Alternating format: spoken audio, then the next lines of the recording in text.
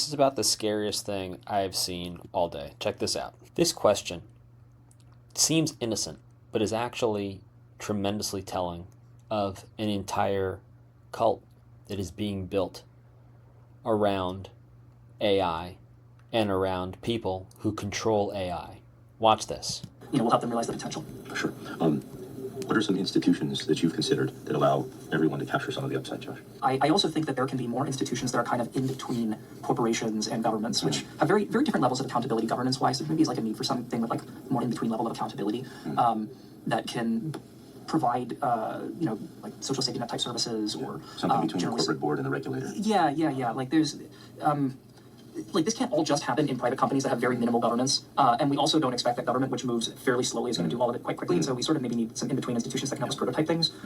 This is like a little bit spitballing, and I don't think this is like quite covered in the blueprint, but you asked, and so that's I think in the innovative new institutions that I think we could do. Cool. Sam, institutional. Yeah, it's not quite covered in their blueprint, no kidding. Because what he just described there is these people who are going to create these incredibly powerful companies are then going to effectively seize power away from government.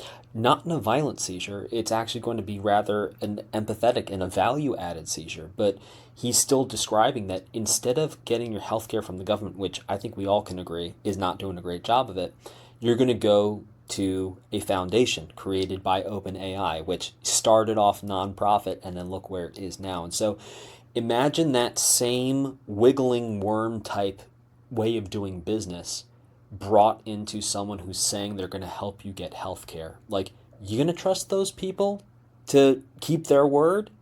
I'm not.